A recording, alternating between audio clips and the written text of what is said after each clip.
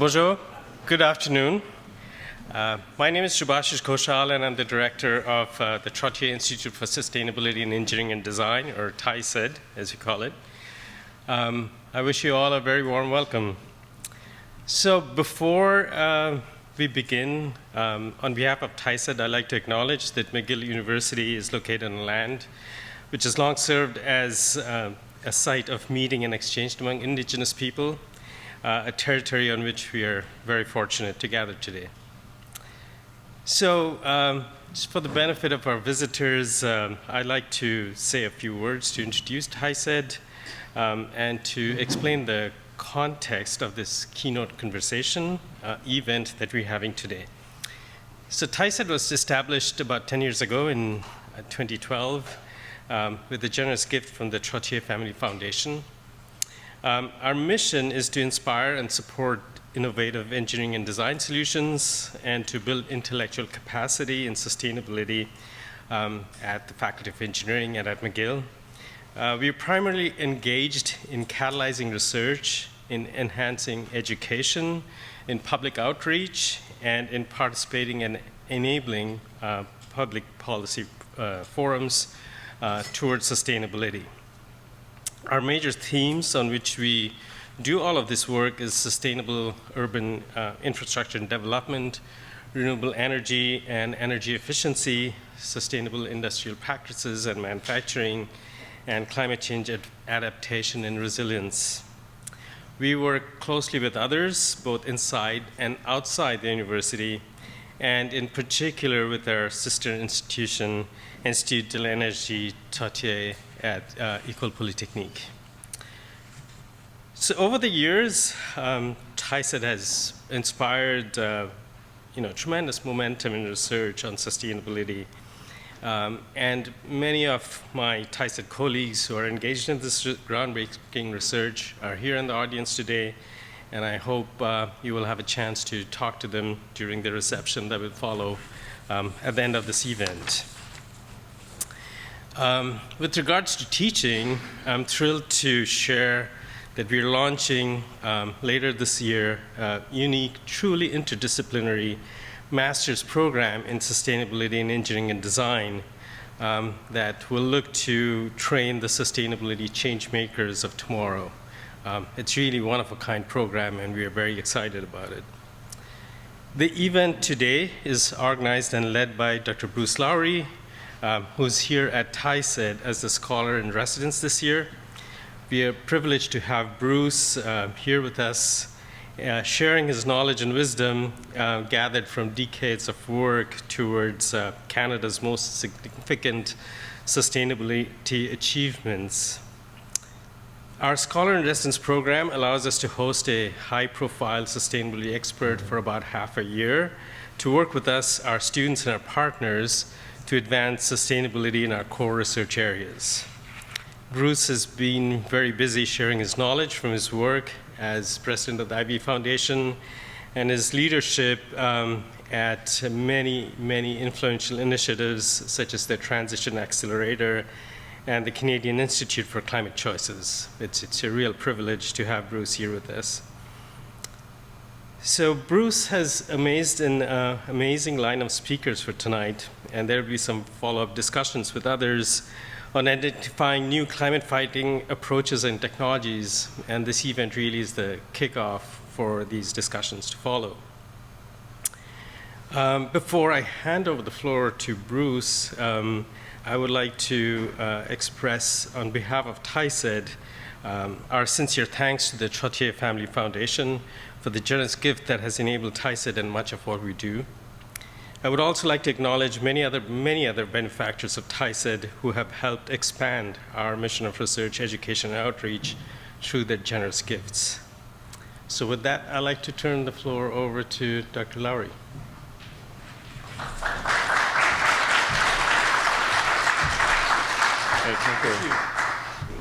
Thank you so much, Subhashish. It's a real pleasure of mine to be here today. And we have a follow-on research event tomorrow where many of the people here at the event this evening will be speaking in a a research workshop. What I want to first do is thank Mobilizes for inviting me to be the scholar in residence at TISED. I'm almost halfway through my tenure, and I've met some extraordinary people, had the opportunity to be in front of some really outstanding students, doing everything from talking about future careers and sustainability to how to edit technical papers, which is one of my side gigs. And it's been a real pleasure just getting to know the students, and frankly, it gives you a shot of optimism to see such smart young people ready to go out in the world. And so it's been, for me, just a wonderful experience. So thanks, Mobilizes. And I'd also thank in the back, we have Parissa, Monica, and Irene, who have been helping put this event together at TISED. So thanks to all of you in the back. In terms of the idea, so again, some of you won't be part of the follow-on event tomorrow, but the idea for me, when Mobilizes asked me, or we had the idea of putting together this event, this two-day event, was really for me to try to think about what are the things that we need in place to accelerate our transition to a sustainable low-carbon future. And most of my work over the last 20 or probably 30 years, maybe more accurately, has been trying to bring together different groups who are collaborating across the ecosystem of change. And maybe just a little story, I recall when I finished my master's degree, I was interviewing with different consulting companies, and I said that what I really want to do is, get together in rooms full of scientists and policymakers and NGOs and government and solve these problems. And they all just looked at me and go, well, no one does that.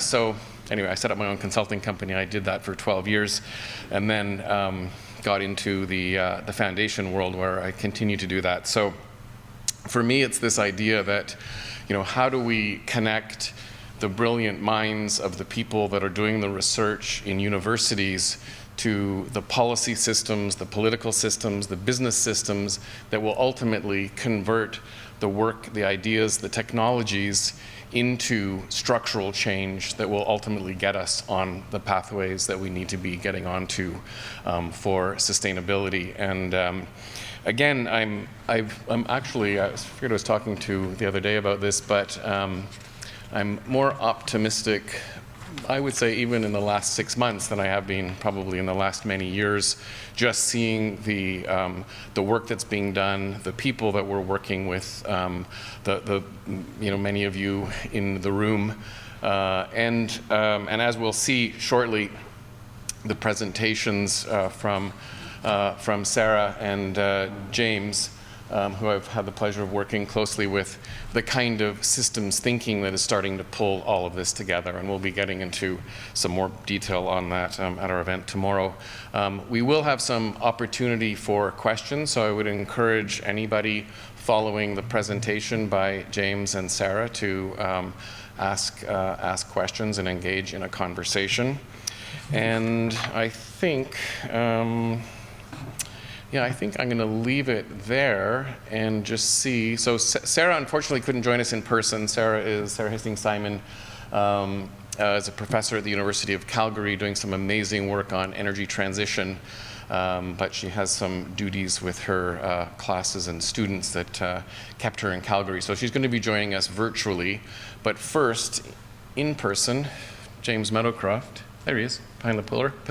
I should say, Mobilizes mentioned the Transition Accelerator, which is an organization that I'm closely involved with through my work with the Ivy Foundation, and James Meadowcroft and Normand Mousseau and Mo Kabara and Claire are all affiliated with the organization who are here today. But much of the recent thinking that's informed my work and the work of the Ivy Foundation has been developed by a combination of James's work and Normand's work. So I just want to acknowledge and thank you both for your contributions. And with that, maybe James, I'll just ask you to come up on stage. So thank you very much, and thanks all for coming.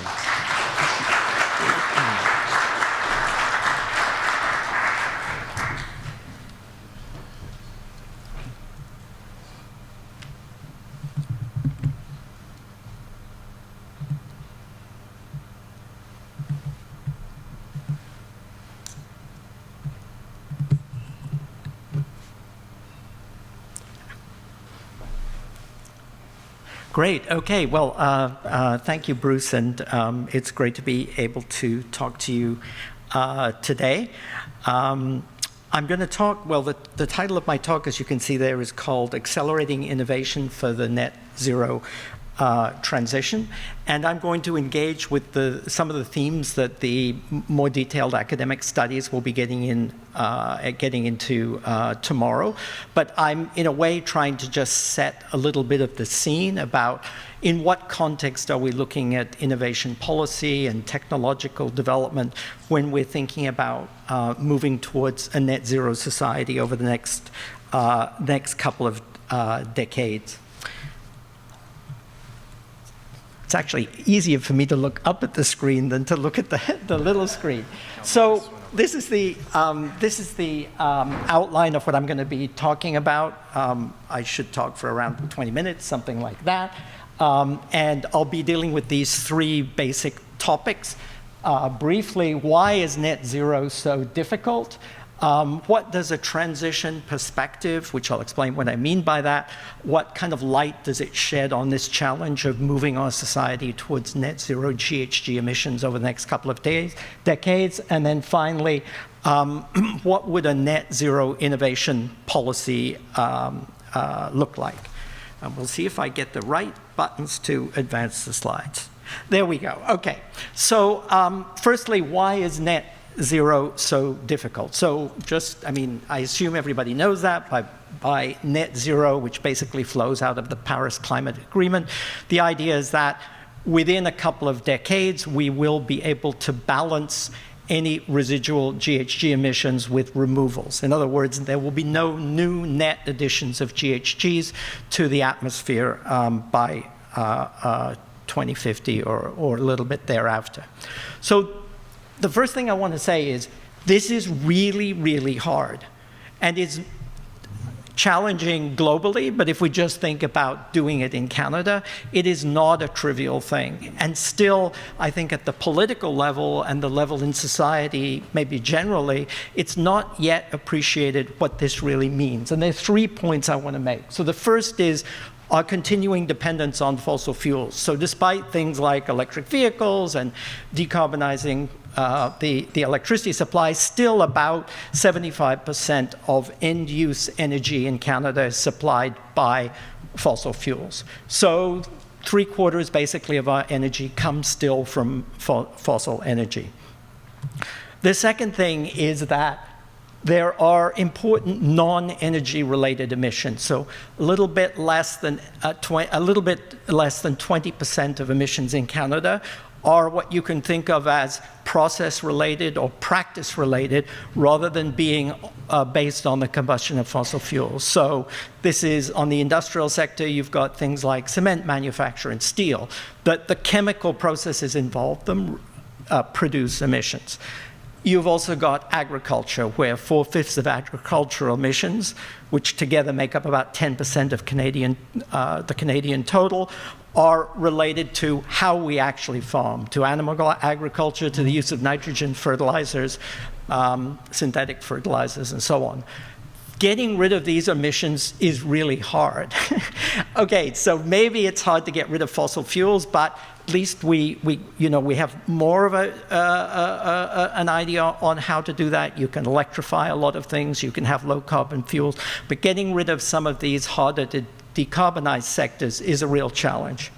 And the third thing, of course, is that negative emissions, i.e. taking CO2 out of the atmosphere, the thing you're supposed to be balancing any residual emissions that you've got with, all of those technologies are either expensive or there are serious uncertainties about their permanence or how we can do them at scale.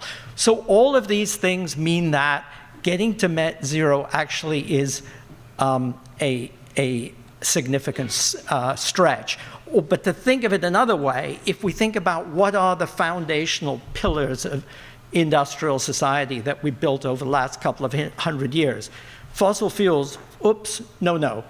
What about the big materials? Steel, concrete, aluminum, oops, the way we produce them today isn't going to work. And we have to feed people. Agriculture.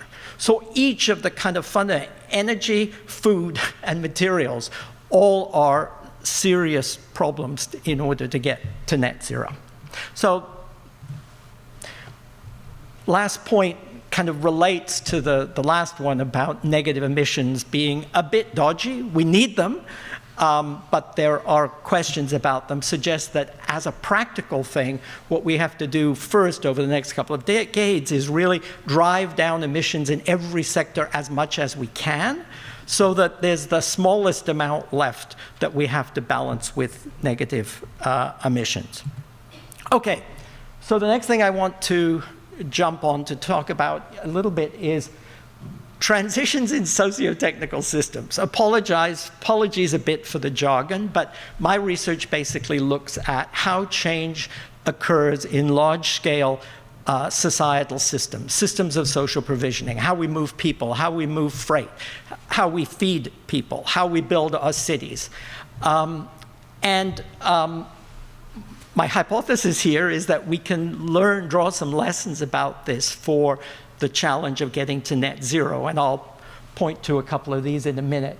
So the first thing to say is if we think about these big systems, how we move people, how we build cities and so on, most change in these systems is incremental. That's to say we have an established system, say horse-drawn transport. There are innovations that people make, carriages, more horses, horse breeding, raising food. There are all sorts of incremental changes that happen in these systems. And that's because, firstly, you can gain an awful lot by gaining 1 or 2% efficiency improvements over time. Think about the automobile, the Model T Ford and a modern Ford internal combustion engine car. They're recognizably the same thing, but one has another 100 and something years of engineering put into it, and it's vastly different and superior. So you gain a lot by improving what you've got. But the other thing, of course, is that these systems are complicated and interconnected, and big change is difficult. So we call these things socio-technical systems because, three things. They're a system, they're technical, but also they involve social relations. So think about the electricity system. Yes, it's about wires and transformers and power plants, but it's also about trading, regulation, property rights.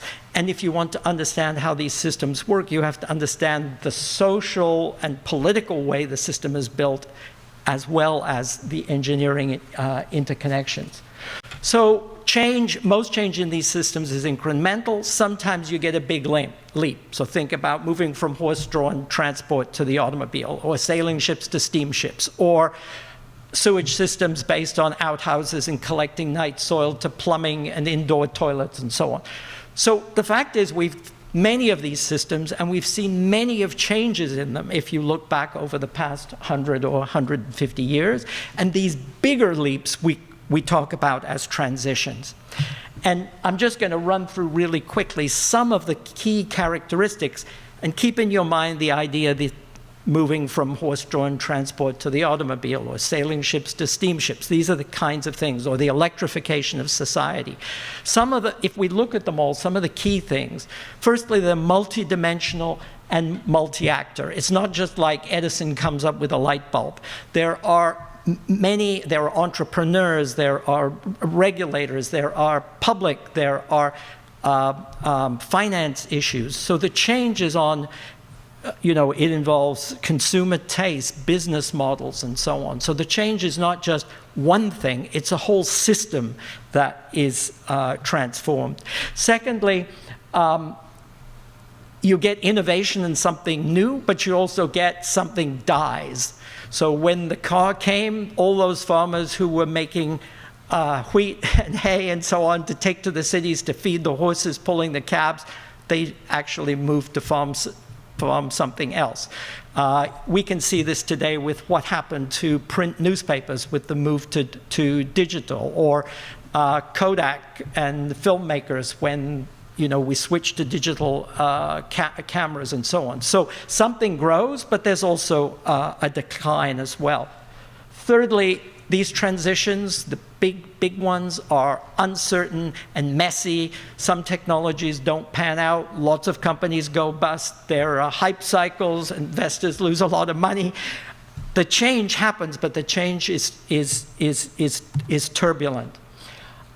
These transitions typically pass through stages. Some of you may be familiar with the idea of the S-curve. Starts out lots of dissatisfaction with the way things are going, innovative technologies and so on to try and find business models, technologies, new devices that can break through. Not much happens until it starts to gel. Favorable conditions that can be external but also internal, the beginning of stabilizing what they call a dominant design, can then lead through to a breakthrough and acceleration of change. So right now with the electrification of transport, we're on that upslope where the basic problems have been solved for the electrification of light-duty transport, and now it's a question of ramming up that hill to diffuse it widely in society and move the transformation forward. They always have major distributional consequences. People get rich, people go broke. Workers lose their jobs. Some regions go up, some regions go down with these big transformations. Always happens. That doesn't mean that you can't take measures and deal with those problems, but they also spill over into conflicts and strikes and groups opposing change and groups trying to accelerate change and so on. Visions play an important role in this. Visions and narratives. It's not just about getting the cost down, but let me turn it around another way. Visions can help you get the cost down. So at the beginning, new technologies, new approaches are clunky and expensive. I always use this model of the early mobile phones that are like a big brick that only an executive can afford, and they plug into your cars and so on. And then you look 30 years later, a 10-year-old kid has a phone with, massive computing power on it that was unimaginable decades past.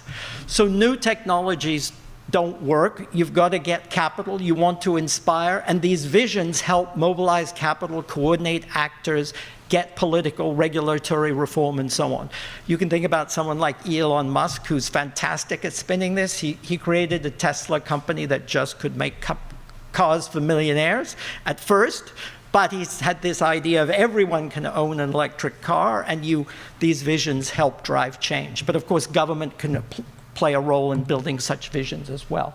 And finally, all these transitions have a central role for the government or the state.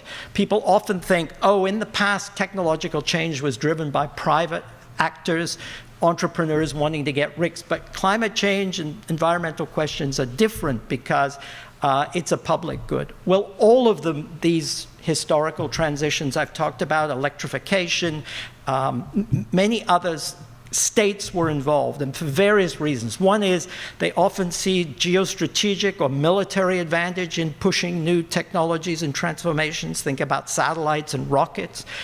There are economic gains in these transitions, but also they all require redefinition of property rights. So think about building railways where you've got to get the eminent domain. Think about the arguments about digital copyright today or for biological organisms. So government, again, has to intervene to define those rights.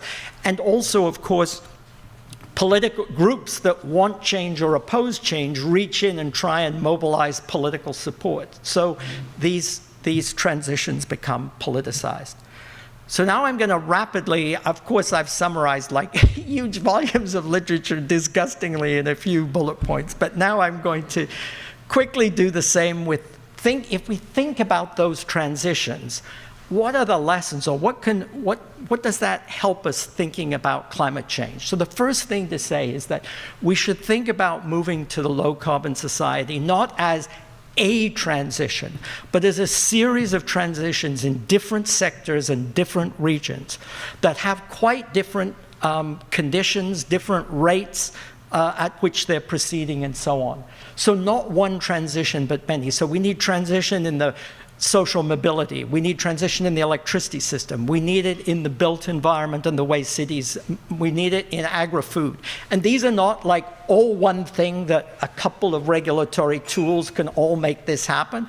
They're different sectors and different regions with different conditions, enabling conditions, barriers, and so on. Secondly, that directly suggests that when we're thinking about transition pathways, of course we think about that for Canada as a whole, but really what we need to be more concrete, we have to think about it about sectors and regions. Sectors because, I'm sorry, electrifying homes in Toronto is just like different than dealing with manure management in the beef industry or what's happening in mining or whatever. So the sector differences are real, and of course the regional things. So Quebec is just like really different than Alberta. The companies that will be involved, many of the technologies that will be, the cultural factors you need to mobilize to bring about this transition are going to be different in different regions of a big country like Canada.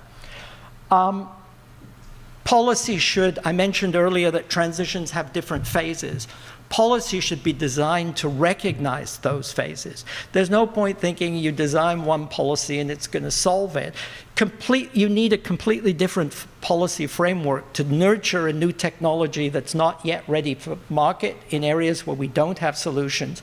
Different kind of policy tools than when you're rolling out a technology or a business model or a solution where we actually have an idea. So I mean, I mentioned, so electrification is an example where we kind of know how to do this. We know lots of ways to make low carbon electricity, light duty vehicles, electrify them. The problem there is to roll those technologies out at scale, which is different than sectors of, say, agri-food, where it's not necessarily yet clear all of the different steps that you need to take.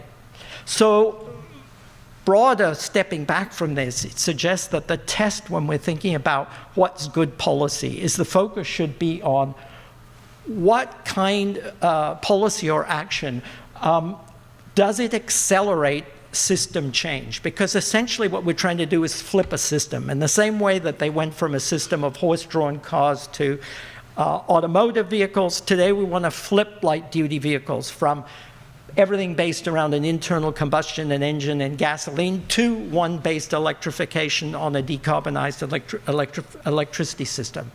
So instead of thinking about, oh, where do we get the next cheapest dollar of emissions reduction, we should be thinking, what do we need to do to make the most speedy and efficient flip in the system? Which means there can be low-cost things that are just stupid to do because they're simply getting emissions down 5% or 10%, but you're going to have to switch somewhere completely different to get down to heading towards net zero. Well, I've said transitions involve creation and destruction, so that means policy needs to be thought about destabilizing the old system as well as building out the new. So it's great to subsidize existing green enterprises, but you need also, if you like, sticks or constraints in your policy that put pressure on incumbents that they can't go on doing what they've been doing before. You need to develop politically coalitions with material interests in the new green economy. That means supporting green industries, and for example, is not just about getting that many tons down. Well, yes, it is, but it's also about building a political coalition with a material interest in pushing further the transformation of society. And the last issue I had on this slide, and there's only one more slide, is you can't avoid issues of equity, distributive justice, gain and loss in this transition, because the change in these systems will be so large that the social pressures and the arguments will enter the public realm in any case. So you can't kind of solve climate change on the side, but without getting into messy issues of distribution, of winners and losers, of compensation, and so on. So the last slide I want to talk, topic I want to talk about is briefly, what does this way of thinking about things suggest for innovation policy, and how the government supports people like you who are researchers in technological domains and so on. And there are a couple of points that I want to make. The first is that certainly in the, let's say, the Anglo-American sphere for the past few decades, the idea of an ideal innovation policy is that government should remain aloof from the messy market arguments about individual technologies and companies and things like that. It should basically generate the best, most stable economic climate so that means, stable interest rates and unemployment, stable macroeconomic conditions that businesses will want to come and invest. And then it should maybe support some primary research at the universities, and perhaps give innovation tax credits to companies that want to invest. But basically, it remains agnostic on the content of the innovation, but it aims to create a climate in which lots of innovations will bubble up. So I submit, and not just me, but many other scholars and analysts of innovation policies suggest that this just isn't going to work for tackling urgent societal problems, whether that be in the health system or it be with climate change. We actually need what we could call a mission-oriented innovation policy. That's to say, all innovations aren't equal. We want innovations in this sphere, and we're willing to pay more and take various measures to encourage companies, individuals, researchers to focus on those areas. And I've suggested something like support net zero transitions and a competitive Canadian economy in a decarbonizing world. Because, of course, we don't just want a zero carbon world. That would be great, but we do want actually Canada can make its living in that kind of world too, which means we need to find out what our comparative advantages can be and support industrial, technological development and so on in those areas. Thinking about it this way means you actually need a strategy. You actually need to consider in Canada, for instance, what are the key pathways, what are the stages of transition in various sectors and regions, what are our particular circumstances, our strengths and weaknesses, where do we have a comparative advantage, and that links directly to the idea of industrial strategy, which is basically the government helping to build these industries, which will be significant for our own decarbonization, but also potential export industries and significant around the world. That means a portfolio approach. So you want to support a basket of technologies, of promising innovations, and support it through all stages of the innovation process development. But it also means you have to make choices. Maybe China and the United States can pursue every technology simultaneously and provide unbelievable funding to them. Canada can't. We just don't have that much, intellectual resources and financial resources. In the past, historically, Canada has basically had the policy of, we'll back all the horses because we don't want anyone to complain. So every technology and every province gets a slice, and nobody has a slice big enough to make breakthroughs that are at the world level. So we actually have to pick priorities and say, right, electrification is critical. What are all the technologies that relate to decarbonizing the grid and tripling it or doubling it over the next couple of decades? What do we need for electrifying transport? What are all the subsidiary technologies that you need? And then in areas, of course, emerging technologies that are not yet mature, same kind of thing. But you can't do everything. And making those priorities is one of the toughest things that for government to do. And you'll often encounter this thing about picking winners. Government shouldn't pick winners. Let the market decide. Well, the point is, that's just like rhetoric, because governments have never actually behaved that way. If you look at all the major energy technologies in Canada today. State played an important role in their development, from nuclear power to the oil sands. And for the key technologies in the future, that's also going to have to be the case. And my last point is, of course, there are risks of capture by incumbents. And you can see that today, where huge amounts of money for decarbonization are being siphoned off by oil and gas companies through the CCS tax credits and other things, where essentially what we're doing is taking a lot of money to make technical improvements that continue the life of the old resource system. So we'll be producing lower carbon oil and gas that's still going to be burned and give off emissions. Whereas, for instance, CCS can be used to develop hydrogen production. That is a step perhaps towards a low carbon economy and so on. It can be used for bioenergy, for capture and storage and other things too. So you need capture and incumbents, and also avoid dead-end pathways. Avoid pouring public money into things that aren't going to work. And my favorite example, this is the last thing I'm going to say, is in Ontario today, still the most important thing in their climate policy is putting more ethanol in gasoline. So by 2030, there will be more ethanol in gasoline in Ontario, and so it saves X number of tons. But of course, it in no way is a step towards a decarbonized economy, because there isn't enough biofuels to do the whole thing. In any case, the industry has gone towards battery electric, which makes much more sense.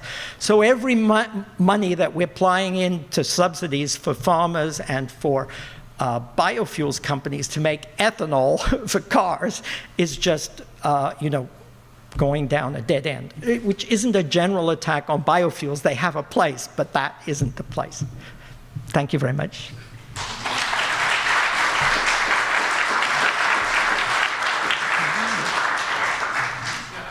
James, while you're there, because we have a few minutes. Okay. And Sarah's, and maybe while we get Sara set up virtually, I just thought we would open up for any quick questions. And we're going to have more of a moderated conversation once Sarah's done. But there's so much.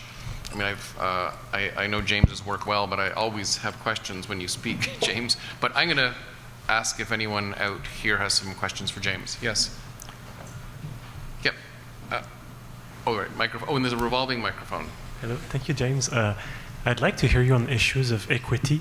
Have you seen transitions where there's been some some good actions to mitigate, and because we see with globalization, when we sent a lot of manufacturing outwards, lots of community were devitalized, and that's one example that springs to mind that was not well done. So I guess I would say that overall the historical record isn't that good. So generally what happens is that the old workers get thrown on the scrap heap, and some of the old owners turn themselves into new owners. But basically the adjustment is always harder for whichever groups are disadvantaged, whether it's socially or financially or race or gender or whatever. And many transitions have been quite brutal in that way. But that doesn't mean that we have to do this one this way. And I would say, of course, later as you get further into the 20th century and beyond, as trade unions get organized and things like that, then there is some fight back or insistence that workers get compensated or retrained or something like that. But if you're thinking forward, really, obviously in a country like Canada, we have, so the oil and gas sector is our main export industry. There are, thousands of people employed in that industry. We know that over the next couple of decades, that industry is going to decline. It's not going to disappear, but it's going to decline, and certainly the push of inward investment is going to take the froth off the top. So that means, I would say, things like regional economic development, slash regional industrial policy for diversification and developing of new industries is absolutely critical, and to get ahead of that curve, but also things like retraining for workers and things like that. But of course, the equity dimensions cut many ways. So for instance, in Canada, there are lots of indigenous peoples and who have historically been disadvantaged and had energy developments often imposed on them. So we have to develop partnerships with indigenous people. And in fact, many of the renewable energy projects that are going forward in quite a lot of, Alberta, Ontario, other part, BC, are actually starting to involve First Nations as partners and equity owners in the development of these projects and so on. So that's another kind of equity dimension. Yeah, we could go on, yeah. This one. Thank you very much. So in your, first of all, thank you for the opening speech. That was lovely. You spoke a lot about mobilizing capital and how these visions can sort of transform and aid in this transition, about destabilizing in political coalitions, and putting pressure on the incumbents, these dead-end pathways as well. And I know that you speak a lot in the context of government, but how do you think roles of things like academic institutions and endowments can play into this? Because, to this day, it's a fact that McGill is still invested in a lot of these fossil fuel companies, which feels very in conflict with its mission as an academic institution. So do you see there being a certain responsibility there as well to participate in this transition? So, the short answer is yes, clearly. I think the thing is that in these sorts of change processes, if we look historically, I briefly touch on the fact that many kinds of groups play a role. Citizens groups, trade unions, innovators, banks, because it is such an encompassing change.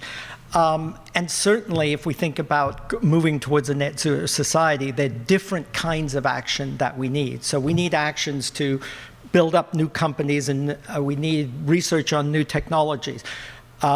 We need government policy. So you're never going to get rid of, you need the regulatory stick, okay? So let me give one example. Millions of Canadians burn natural gas in their homes for heating. So sorry, can't have a net zero society burning natural gas for home heating. So you could think about government portfolio of policies that might give incentives to people when their boiler bursts to put in a heat pump or something like that. One day we're actually just going to have to say, sorry, you can't build a new building that has a gas furnace in it. Just the way one day we're going to say, actually, after 2035, you can't buy an internal combustion engine gasoline car in Canada. You can't buy them.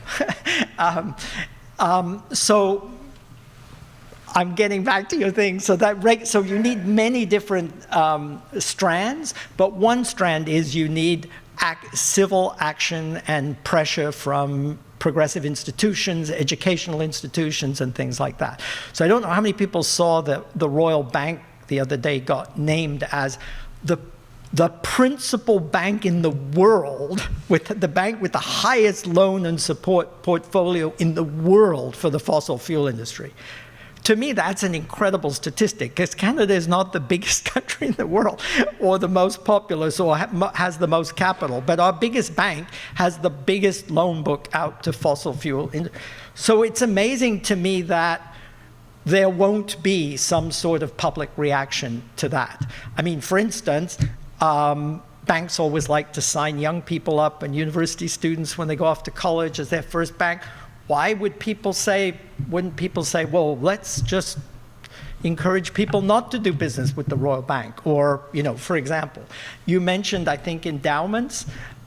Yes, I think absolutely. University endowments there's no excuse to be investing in fossil fuel industries at the moment. The IEA has said, in their analysis of getting towards net zero, they said that we don't need any more oil and gas exploration. We have all that we could, if we burn all that we possibly already know is there and is economic, will be done for. So there shouldn't be any financing of oil and gas further exploration. So is that? Yeah, cool. Great. And I think we had one back there first. Sorry, thanks.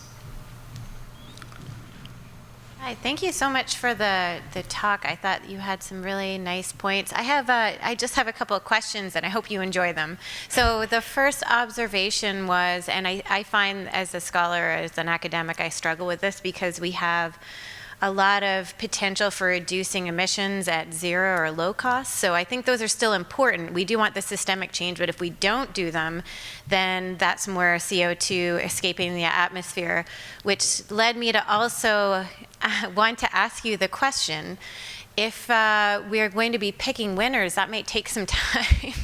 Who's going to make those choices, right? So I point this out as a duality in that we have to reduce as many emissions now, so the more that we can say about profitable emissions reductions or low-cost emissions reductions, I think is really valuable.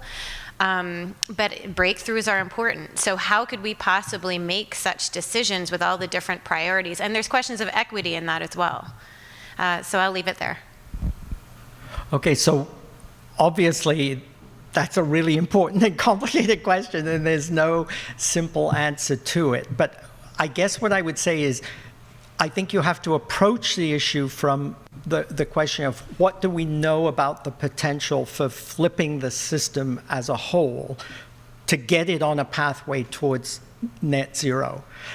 In which case, I'm for all the incremental things you can do, but not incremental things that are stealing money and time away from doing the things that are actually going to make the difference.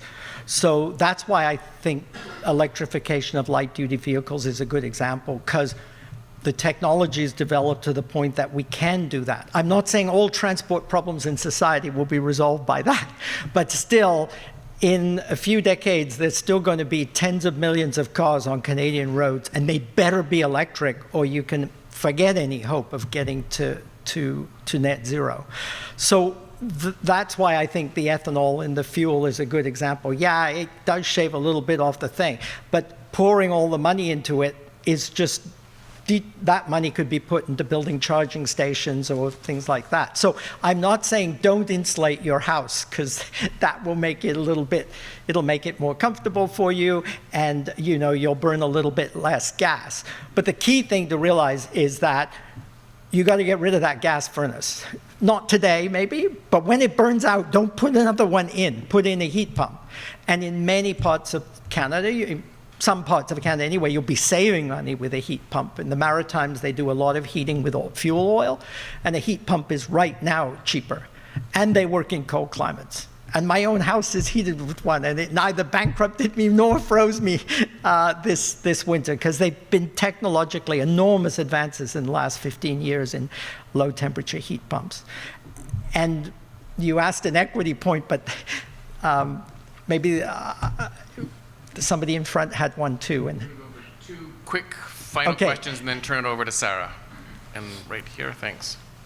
So I thank you very much. I've been coming for years to these conferences, and I work in design, and I study urban planning. And we're looking at a revolution in the next 50 years, 100 years. So what you brought up, the trains and the food transport and everything. So the first step in the electrification of the cars is something. But we're in here in North America. I'm not originally from this minus 40 degree climate, and I'm into everything passive and the wind turbine. But a question that I used to go to the different municipalities here, Cotonage and Talmont Royal, and one of the questions I had asked them is, what is your backup plan if there is no electricity and you have X amount of thousands of homes here what is your backup plan? We've had hailstorms and over 300,000, 400,000 homes were down in Quebec. What is your backup plan here? Do you have an underground generating system to help your people? So they said they did, but I don't believe they do. Okay, so good. Good question. Sometimes people suggest that moving to electrify, say, building heating is more risky or puts us in a less resilient situation than we are today. So I would submit that isn't true for a couple of reasons. The first thing is millions of people in Canada heat with electricity already. And yes, we do have power outages, and yes, we need to take measures to avoid those. So, for instance, you can bury in cities in particular, the electricity lines could run underground instead of on wooden poles through the streets, and you could have a plan to do that over 30 years so it doesn't bankrupt us, but you do it incrementally. But the other thing people don't realize is gas furnaces don't run without electricity. So if the electricity goes out, there's no gas furnace either. So gas isn't a savior, a protection against the electricity outage. But your deeper question is true. As we electrify society, we have to take measures to make sure that it is resilient, and the systems are resilient against a climate that's going to get more harsh or more likely to have extreme weather events and so on in the future. And that really is an important consideration. But looking forward, both heating, much of transport, more industry, all of these will be electrified over the coming decades. So, yeah. I think actually what we'll do is, just because I think we could go on, but I want to get Sara in. Of course. And then James, we're going to have more time for you as well with Sara. But thank you so much, James. Really great as always. Thank you.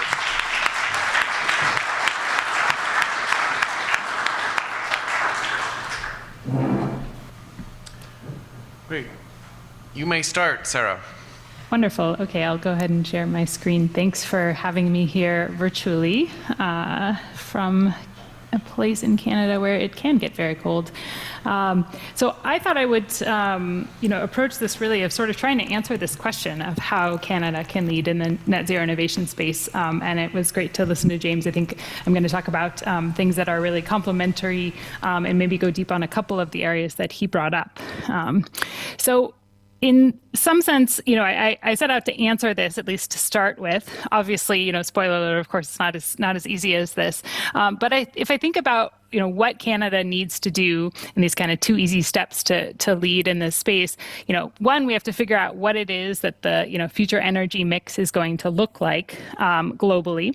And then the second is that we have to figure out how to make innovations in that space and be ready to provide whatever the inputs and services and technologies are that the world is going to be asking for in those dimensions. And if we can do those two things, then obviously we will have succeeded when hopefully as a globe we get to this net zero future.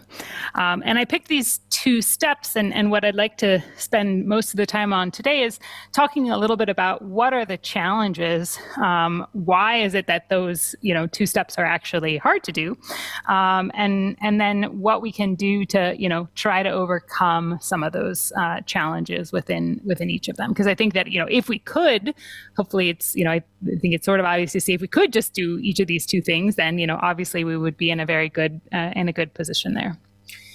Starting with the first step, so basically being able to sit here and say in 2050 or in 2035, this is what the future energy mix will look like, if we reach net zero, that already is very hard.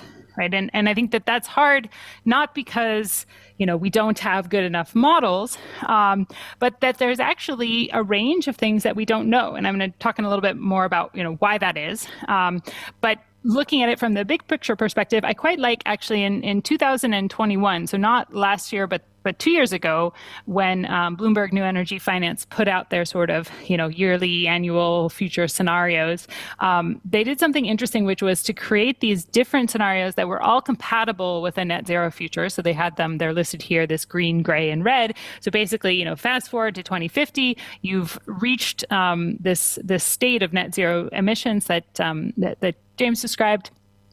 And But what is different across these scenarios is they do so with very different technology approaches. Now, of course, I think the reality is that we will probably end up, not at one of these sort of extreme versions, but having the three extreme versions, I think, does a really nice job of sort of illustrating where we could be and looking at the space within that. And so they had, the exact content of them isn't the most important, but I'll give you a little bit of a flavor. So they had, a green scenario where there is a significant amount of green hydrogen, so basically hydrogen produced from renewable energy, which was different from the gray scenario where you continue to use a lot of fossil fuels and you do a lot of carbon capture and storage and a lot of direct air capture, some of that, directly combusting fossil fuels, some of it turning it into so-called blue hydrogen with carbon capture and storage, as well as a fair amount of bioenergy. And then the third scenario, which they called the red scenario, is really, you could basically call that the nuclear scenario. So, using a lot of nuclear power, both directly and also through the production of hydrogen with electricity from nuclear power plants.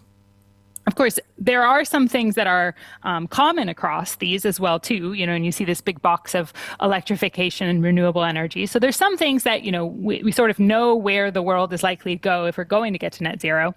But there's actually some pretty big questions about which of these other technologies are going to come in and play a bigger role. And the Climate Institute, Canadian Climate Institute here in Canada has a great report. They go into this, from the Canadian perspective of, what are the sort of, I think they call them safe bets and wild cards. But importantly, when we think about Canada, in a globalized world, and of course, being successful means producing the goods and services that our trading partners want, we need to worry about not just what Canada's energy mix is going to look like, but actually what the global energy mix is going to look like. And to some extent, we don't know.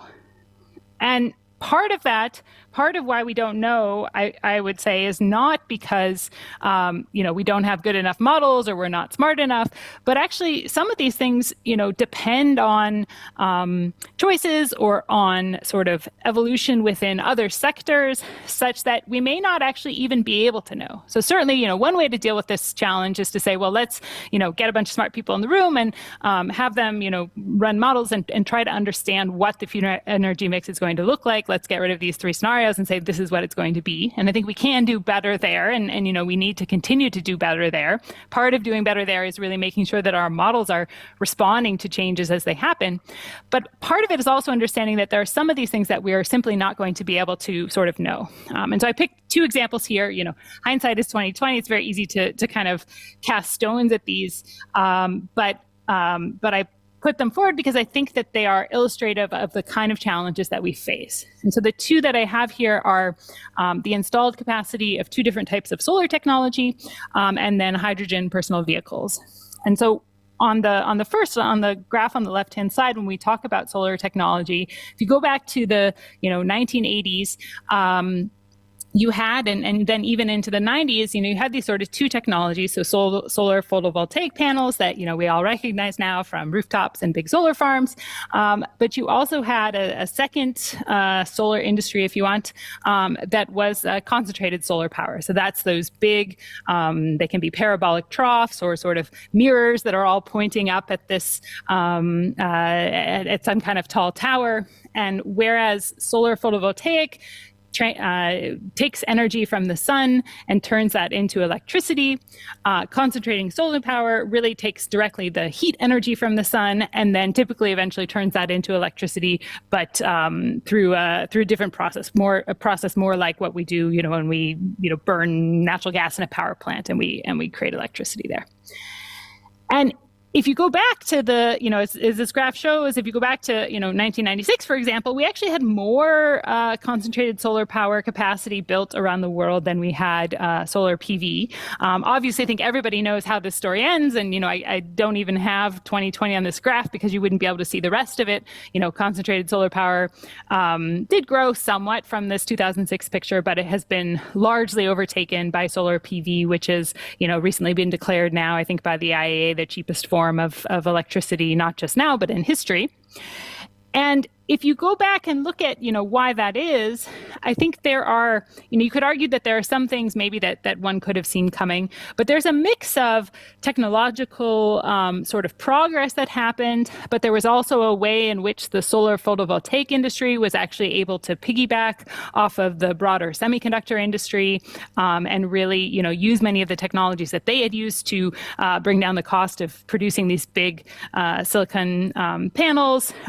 It's also a more kind of a more similar technology. You're not sort of building a custom plant each time like you're doing with CSP. So there are some of them were maybe foreseeable, but some of them not. Hydrogen in vehicles, and particularly in personal vehicles. President Bush back in 2003, said that we were going to have everybody driving around hydrogen cars. This is I think a minivan that was powered on hydrogen.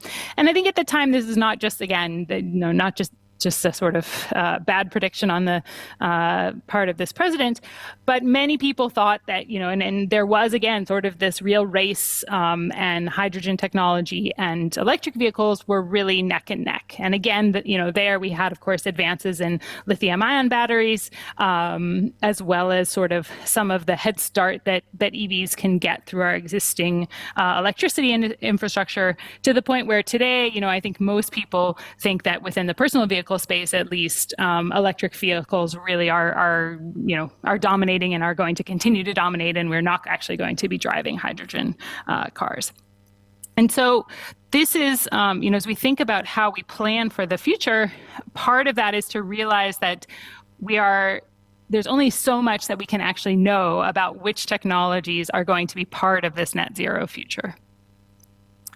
The second piece that I think is particularly challenging, and James talked about this both in the context of socio-technical systems and the role of the state in really enabling innovation to happen, but also very much in this risk of industry capture of innovation policy. And I think it's worthwhile looking a little bit deeper into that industry capture. And in particular, the challenges that actually come about when we try to create a disruption that is going to lead to the shrinking of a market of a powerful incumbent. And obviously, within Canada, we have a significant oil and gas industry. Certainly, where I sit in Alberta, it's a very influential industry when it comes to government policy. And I completely agree that mission innovation, that is sort of a big piece of the answer of how we are going to be able to actually get the technological development that we need to achieve. But I think that we need to be very careful about what has to happen to avoid that industry capture. And in particular, the idea that that is especially challenging given what net zero means in terms of this need to reduce demand for fossil fuels. And so I wanted to share with you a little bit of I always feel this is a little perverse in that I've done a lot of work studying innovation through the lens of the development of the oil sands, which obviously is, wasn't a positive step forward from a climate perspective, but I actually think it has a lot to teach us about innovation when that's applied to the climate challenges and reaching net zero. So I want to share this case study and then talk a little bit more generally about different examples of innovation. So when it comes to the oil sands, you had, what I think is a very classic example of a mission innovation type approach to development of the oil sands. This took place over, basically going back now the better part of a century. And one of the things that I think is an important context as you think about this example to keep in mind is that although we think often today, and I think it's fair to say that this is the case, that the oil sands is sort of one and the same and part of the oil industry, at the time when the oil sands were being developed, and particularly up until the 70s in this picture, it was really a distinct part. It was seen as distinct from the oil and gas sector at the time, which was the conventional oil and gas sector, to the point that actually, there were stories of fights breaking out between oil sands developers and conventional oil industry executives here in Calgary at the Petroleum Club. But without going into the whole story in the time that I have, the point that I wanted to make about this history of Aostra is that up until the 1970s, when you had this decline in the conventional resource in Alberta. So basically you were producing more oil from conventional wells, then you were finding new wells and you were, replenishing those reserves. And so it's pretty clear to see that if you're taking more out than you're finding, then, you're going to see a decline. And up until that point, there was quite a lot of resistance to development of the oil sands, both, even to the level of legislation that actually prevented or explicitly said that oil sand resources could not be developed if they would threaten the conventional industry, as well as just, lack of a real kind of deep focus on figuring out how to develop this resource. Of course, there were a number of things that happened, in the 70s, and there was a global context going on with the oil embargo and others. So there are additional components here, but the conventional resource decline, I think, was quite actually important in shifting the industry, the conventional industry, the powerful industry at the time, shifting their view and dropping their resistance to an Aostra-like, government intervention in development of this resource. And so, in fact, what happened in 1974, you had this new agency that was launched. It was tasked with development of the oil sands, and they were, really instrumental in developing the technology to produce the in situ oil sands. But they were only able to really make that change at the point at which that conventional resource was declining. There was a lot of industry pressure at the time to invest in enhanced oil recovery, a technology that was much closer to the industry's own operations at the time. And there was some investment there, but by far the bulk of the investment went into the oil sands. And I think this is an example of a more general phenomenon when we look at the response of industry to the potential disruptive technology developments and to the creation fundamentally of these missions. And so I would propose that, we can think about these kinds of missions as having different impacts on the incumbent industry. Now, any kind of really disruptive innovation is, of course, by definition, going to create some kind of destruction, right? And through this sort of tension of, the creative destruction and the creation of new industries and the destruction of olds. But they can have a different amount of, that destructive nature and where it comes into play can be more or less clear kind of going in. And so you can have examples, many of our sort of most classic examples of mission innovation that we think of, whether that's the Manhattan Project or the moonshot, and then as well within the pharmaceutical industry, when drugs are developed that target sort of so-called new classes, so that are targeting sort of areas where there aren't drugs that exist already. The mission, at least as it's defined, does not directly threaten any kind of existing industry, right? You're not, by trying to go to the moon, you're not trying to threaten some other type of, space travel or some other thing there. I mean, I think it's clear to see in the drug case that you're not trying to replace some kind of existing drug, but you're actually trying to make something totally new. And so there is no threat there. And, in many cases, in the drug example, for example, the incumbents might be well positioned to capture any new value that comes. Now, sometimes there are cases, a second class of what I would call market rewarding cases, where you have innovations that do directly compete with existing products and services. But again, it can be sort of somewhat clear, at least from the outset, that the incumbents and those that have, the political power are well placed to capture the value of those innovations. And so the agricultural sector is a great one where, we've seen all kinds of sort of mission-based innovation to, for example, increase crop yields, but it does not fundamentally alter the structure, if you want, of the agricultural industry. And these are all very different from what I would call an incumbent threatening innovation, where your innovation and your goal in and of itself is actually to reduce the market that incumbents hold. And that is, another way to really state the challenge of what you're trying to do when it comes to net zero innovation, when it comes to reduction of fossil fuel, right? We're trying to actually make it, whether we continue to consume some fossil fuels, that may well be the case, but even in that gray scenario where we see a lot of carbon capture and storage, there's still a significant reduction in the total demand. And I have, been yet to be able to find an example of mission innovation that has been really created and sustained in this space. I think exactly because of, all of the challenges that come when we think about path dependency and creating these missions, and the power that incumbents have to influence those missions. So where does that leave us all when we think about coming back to how do we get these two easy or really in truth not so easy steps in order to lead in this space going forward.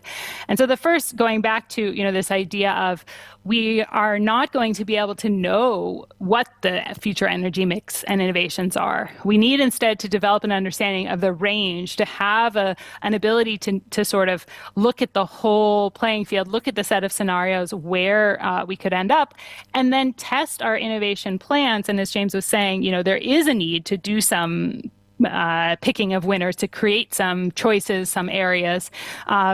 And I think that we need to do so in a way that is a set of choices that are robust across scenarios. And so, for example, coming back to CCS, could that be a big part of a net zero future? Yes, although I think that the size of it actually is shrinking somewhat. Its role is shrinking somewhat as technological progress advances in other areas. But it's also possible that we could have a net zero future that actually has relatively little carbon capture and storage. And so I don't think that means that we need to completely avoid investing in that area. But I do think it means that we need to think about not putting all our eggs in one basket, if you want, and making sure that our set of choices with the limited resources that Canada has given its size are a good fit for whatever that future ends up being. And then the second piece that comes out of kind of this question of how much can we really create disruption that targets our incumbent industries is actually, I think, a trickier one and requires really careful thought about what are some of the levers that you can pull to, say, move some of those innovations into a at least market rewarding. And that can be a geographical perspective, right? So it can be using the federal country that we have in Canada to say different levels of governments might be able to pursue different things in ways that are more shielded from a specific incumbent influence. The other is to sort of create a sense or an understanding, similar in the Astra case, that if there is some sort of inevitable decline, then the mission itself is not really creating that. It can be easier to put that mission in place if you're sort of responding to an external threat of decline rather than the mission being seen as creating that decline itself. But I think that starting from that sort of understanding and that challenge is an important place to be able to actually do what we can to protect against this kind of capture that I think if we go into it without any planning, actually risks to take not just, sort of a tax, if you want, on our innovation strategy, but can really, disrail it somewhat wholesale.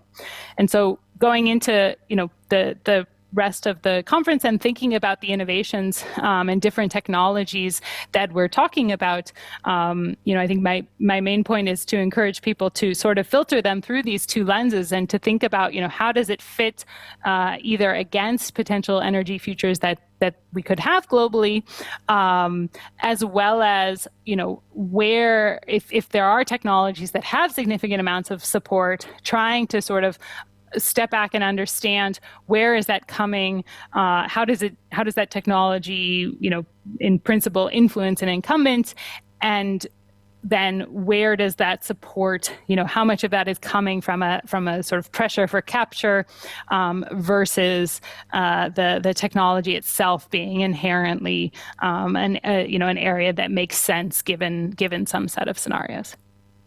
So I think I've quickly reached the end of the time I have, and I'll stop here, but I look forward to the further discussion and questions.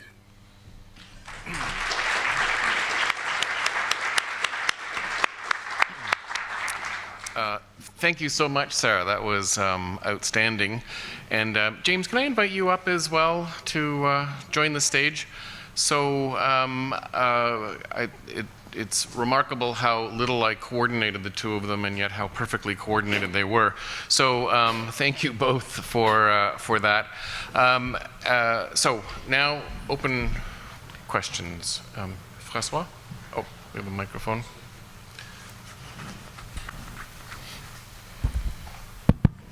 Thank you both for an amazing presentation, and thank you so much for taking the time to be here. I have a question. Again, I was talking to a technological entrepreneur a couple weeks ago, and from Canada, and he was saying, the U.S. just passed the Inflation Reduction Act that is slated $400 billion for transitioning in the U.S. And we're talking about innovation here in a country of 38 million people, perhaps eventually 40 or more. How do we carve a place? Because it feels like that entrepreneur basically told me this act sucked out all the oxygen out of the innovation system in Canada because all the capital is going to go where the money is. Do you have any reactions to that? Do you want to jump in, Sara? Sure. Yeah. I mean, I have a few different thoughts about that. I think one thing that I think has been missed a little bit in the discussion about the U.S. actions is that IRA, although it was, definitely landmark and significant in terms of direct investment in these tax credits and action that's come from Congress, it's far from sort of the U.S.'s real industrial policy. And in fact, it's something that is layered on top of what's arguably a very sophisticated, decades-long history of doing exactly this kind of, industrial policy direct support that I think we do in Canada lack. And so, okay, so that's a challenge. How do we respond to that? I think one piece, though, is that this temptation to say, well, they're spending this chunk of money, so now we need to go spend this chunk of money, is just destined for failure if we're not doing it on top of the same type of, structure of support that the U.S. has. And so instead, I think rather than a knee-jerk reaction of, okay, we're going to, go and do this, we have to look at what the U.S. or what Canada has to offer that the U.S. doesn't, that we can build on. And of course, there are things when you look at, building a company and building an industry in Canada that are different from the U.S. And these may be very far from, innovation policies, but things like healthcare that, allow people to change jobs without having their healthcare tied to their jobs. Things that are not maybe where we would go looking for some of our innovation policy, rather than this knee-jerk reaction to how do we match dollar for dollar, which of course we're never going to be able to do on a total scale. Yeah, just one other thing I'd add is that we tend to kind of simplistically think about these technologies as kind of just being one thing, right? So there's like wind, well, there's a wind turbine, or electric vehicle.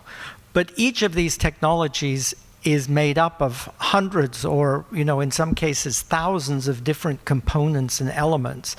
And many of the most complicated technologies in the world involve, multiple companies, multiple countries making different components, specializing in different elements. So we don't need to kind of think of it like if we don't have a Canadian electric car, okay, then we're nowhere in cars. Or if we don't, so it's possible to develop innovation in particular bits of a technology, the control systems, or some other element that can capture a world market, because it's part of a whole system of technologies, even though we don't have the bench strength to be doing everything everywhere all at once. So I mean, there's some good examples of smaller European countries like the Netherlands or Sweden and so on, where they have certain sectors in which they have very specialized things, whether it's like ball bearings or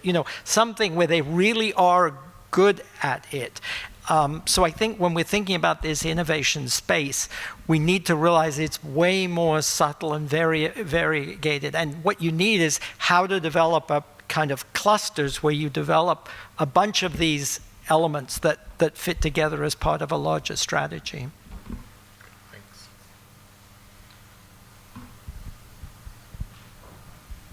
Thank you. I think related to that, I had a question about the level of disclosure that would be appropriate for industrial strategy. Because obviously, depending on the phase, whether you're convincing the public or private actors, you need to say more or less. And so I'd be curious what would be your thoughts, since we don't have the infrastructure for industrial policy in Canada, what that development process would look like in terms of conversations with the public or between institutions. I'm not sure if this is exactly answering your question, but I'll try this at least.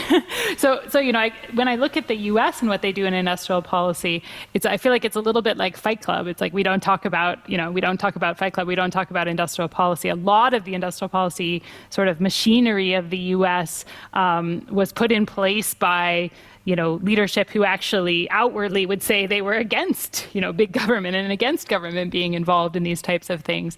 So I don't know that, it needs to have this deep, it's not that I'm saying that we should, do things and not tell the public about them, that we're doing them at all kind of thing. But I don't think that it has to be sort of this, hand in hand, bringing the public along every step of the way. I think it's really, there's some ingredients that are clear to good industrial policy when it comes to, and I think one big one where we could still be doing more in Canada is to have a public service that has, the skills and capacities to be able to be a real partner in development of technology. And I think we have many of the institutions that can do that, but it's really making sure that they have, enough resources, enough people, that they're able to really work closely with industry and not sort of just be, taking what industry is giving them as this is what we need to do, but actually really being leaders themselves. And so that, for example, that's something that I think obviously, the public is sort of vaguely aware of that, but it's not a front and center sort of conversation. Yeah, great, thanks. I would just add maybe to that the much of the work that we're doing, it's not the broad public that is being made aware, but it's a large enough group of a combination of civil society, the businesses that need to be involved, different levels of government, provincial, municipal, et cetera, along with federal government, so that you're creating enough of an awareness of the idea of a strategy and making sure that you're bringing enough people to the table to help develop a strategy that ultimately, you have a greater chance of success. So it isn't a wide disclosure conversation, but it's a more inclusive approach to change.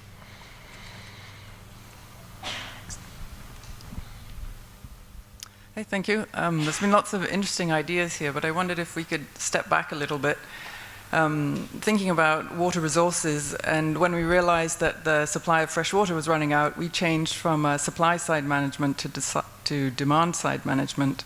And I wondered whether, from an energy point of view, considering that we realistically don't actually have unlimited energy supplies, whether it would also make sense to think about energy from a demand-side management rather than the current approach, which is really supply-side. Shall I start on that one? Sure, go ahead. Go ahead, James. Yeah, so I think you have to take both a demand and a supply side. I think, if we just start with one of the things Sara was saying, some things seem pretty clear from many scenarios. One of those is that we're going to electrify a lot of stuff. And that we're going to need more electricity. And, there are different models show, we double the electricity supply, or we triple it, or we need more, or maybe it's a little less than doubling, or whatever. But the point is, we need a lot more than we have now. So But of course, there are all sorts of political issues as well as the economic issues in building out that electricity system. So, if you're going to dam more rivers, where are you going to dam them? Are indigenous people on those lands in favor or not? And of course, there are environmental costs of dams. And in fact, any energy technology you think about has costs as well as benefits, and not just financial costs, potential environmental costs, and so on. And we know how hard it is to build transmission lines or things like that as well. So there's a great incentive, if you like, to do more with less. So that includes things on the demand management side, and I think that's important as we go forward. I want to be a little skeptical. The IEA and everybody always says a big part of our transition to net zero is using less energy. In some models, we'll be even using less energy in 2050 than we are today. I'm somewhat skeptical of that, which doesn't mean that we shouldn't do the demand side things, because of course we should. But of course, with the electrification, many of those are in fact efficiency measures. So if you put fuel, you put ground source or air cold low temperature heat pumps in buildings as opposed to baseboard heaters, you're saving, at least half the electricity and maybe more. And if it's replacing a combustion appliance, it's even better, looks better on the energy efficiency side. So, yeah, I guess that's. Sarah? Maybe I would just add two things to that, and I think one comes back to James with what you were talking about before with, kind of systems and socio-technical systems, and this idea of is it demand or is it supply. I think it's a great example where this change is not really about, just, okay, I take out my coal plant and I put in a wind farm instead, right? That can sort of happen at the edges. But when we talk about getting all the way to net zero, the changes are going to have to be, more integrated sort of to the way that we run the system, right? So you take out the coal plant, you put in wind and solar, but you also put in a different way of, changing the demand for electricity or moving it around from day to day or from hours of the day. You also think about, your transportation system.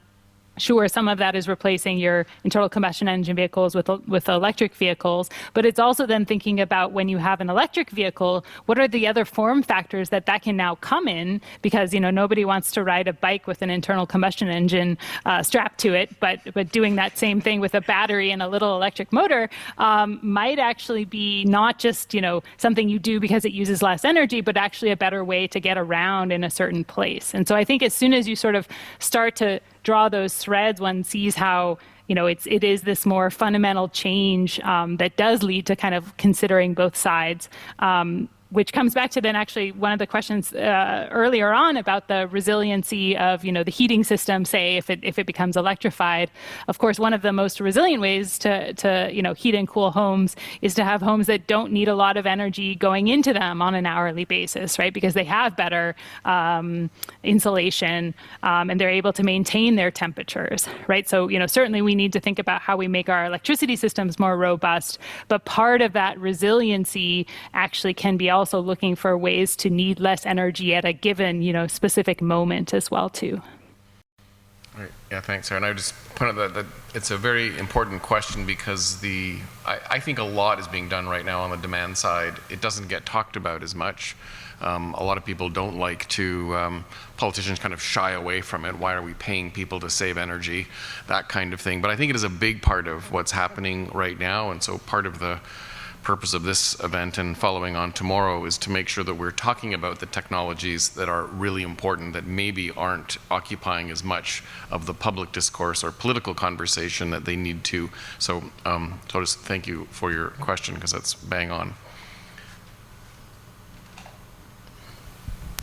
Hi there. Thank you very much for the presentation. So the question I had is, so I learned a lot about during this presentation about the complexity of the energy transitions. So I was going to ask if you had any ideas on how to disseminate this information more effectively to the general population about this upcoming energy transitions, because just this from my own experience, it's somewhat confusing and there's a lot of misinformation out there. So there must be a better way to get people more, I guess, understanding about this importance.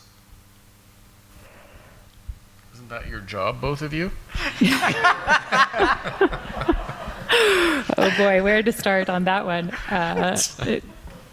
It's just maybe a couple of thoughts to throw out there. I think, one is actually really confronting that misinformation. And, some of this stuff is just confusing. And so, there's a lot of information to share. But it's all that much made harder by actors that are really trying to sow disinformation. So I think one part of that is to really confront that head on and not just say, you fight disinformation by putting out more good information, but looking at ways to actually more directly, inoculate people against kind of falsehoods. I think the other two to me, one that I spent a lot of time talking about is just trying to make sure that people, maybe it's not understanding the nitty-gritty details of it all, but just to the extent to which I think we are in this transition now, right? And it is happening, and it's very easy, I think, to miss that because it shows up in small ways at first, and so I think part of it is really just that message.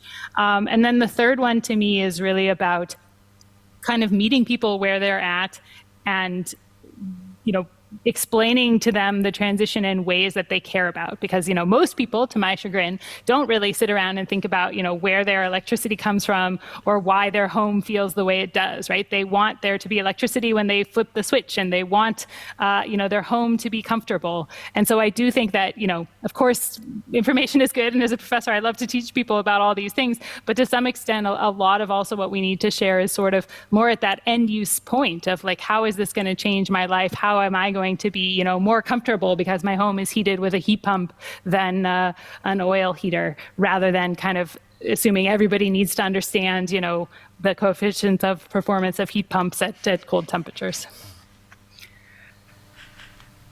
I agree completely. Yeah. I was wondering if people in the 1500s in Venice were sitting around going, wow, this is so cool. We're in the middle of the Renaissance. Anyway. I'm sorry about that one. Jeffrey? Thank you very much for your presentations. I guess my question is, there's this line that's coming out, and Vaclav's Mill is a major person who says, all this is fine, we'll transition, but it's going to take us 100 years, as the previous energy transitions have. And so it's, we're done for anyway. So what's the argument against that? I have my own thoughts, but I'd love to hear your thoughts on that. So shall I start with that on this one? So Vaclav's Mill is kind of pessimistic. I think the argument or the discussion goes on. There's several levels, and it could be true. We could take a very long time to do it, but I think that there is lots of evidence that it would be possible to do this transition much more quickly. So one of the reasons that the energy transitions that he talks about take so long is that he's looking at them on a global. So he looks at things from the Industrial Revolution. So he shoots the starting gun is like I don't know, 1780 or 1790 or maybe 1820. So the starting gun is in the beginning of the 19th century. And then he says, and then there are countries today who are still burning biomass instead of coal. So we haven't even completed this transition after 200 and something years.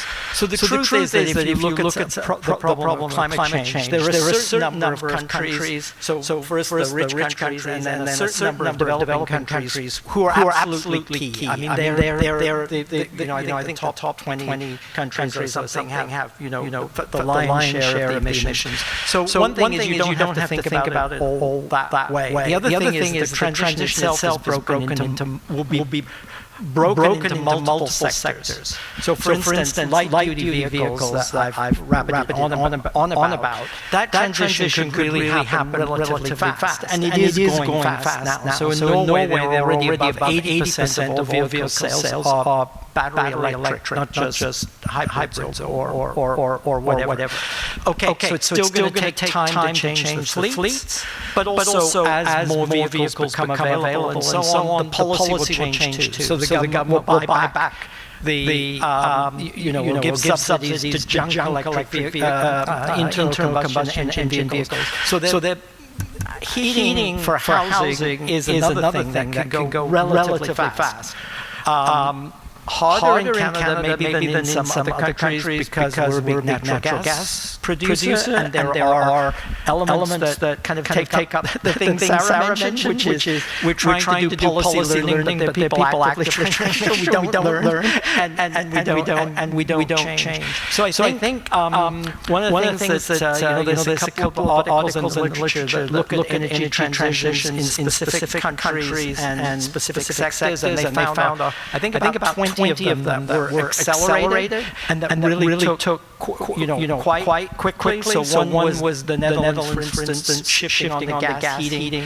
There were a bunch of countries after the oil price shocks in the 1970s. One of the key things in all those countries was the state played an active role and came in at a certain point and first gives subsidies, then gives moral inducement subsidies, and finally sticks. And then outright bans. So you can see things like phasing out leaded gasoline, and there are lots of examples where those processes would carry through. So I'm a little less pessimistic. I'll just add two quick thoughts there. I'm also more optimistic. I mean, I think one of them is, as you were saying, when is the starting gun fired? The first patent for solar PV was something like 1954. So if you want to say it's going to take 100 years, that would take us, basically to 2050 when we're talking about net zero. So, I think there's, it's not that we're starting now just because people are talking about it.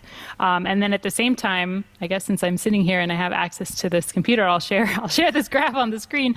This is my new favorite sort of counterpoint to that, which is that also these things, it is just going faster, right? So this is showing how quickly some energy technologies have grown after they've passed, some sort of, critical threshold. And what we see is that wind and especially solar really are just growing much faster than any other technologies. And I think the reason for that is a fewfold, and you have a couple of different factors that are coming together in a way they didn't for previous energy transitions. You have this sort of climate imperative and pressure there. And then in the case of solar, you have, falling costs and a technology that is amongst, if not the cheapest, amongst the cheapest sources of energy historically. And so I think that some of our, past understanding of how these things work gets upended when you have these additional pressures that are driving the change, and when you have really technologically some major differences when it comes to, the underlying fundamentals of the technology. And just to riff off of that, one other element, of course, electrification has been with us for, more than 100 years. So it's not as if we're starting at the beginning of the electric transition. We're already there. It's like enhanced electrification of society, where we bring within the electricity system things that were done on the outside. So, yeah. Maybe we'll do one or two more and then wrap up. Lourie?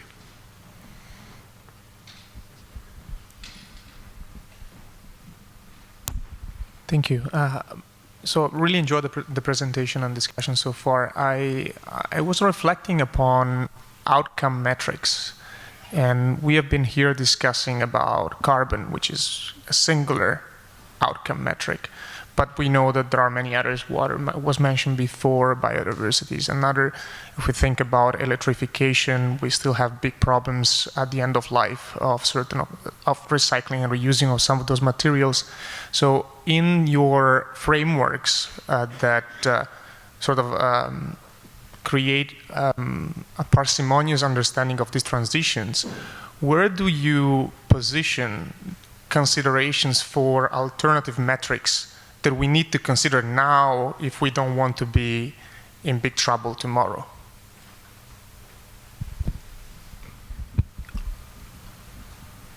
Shall I start again? Yeah, go ahead. Okay. Yes, no, I agree. That's a really important thing. If we look historically, however, generally what happens is we start in on a new technology, a new miracle solution, and right at the beginning people say, yeah, but you know, what about this and what about that?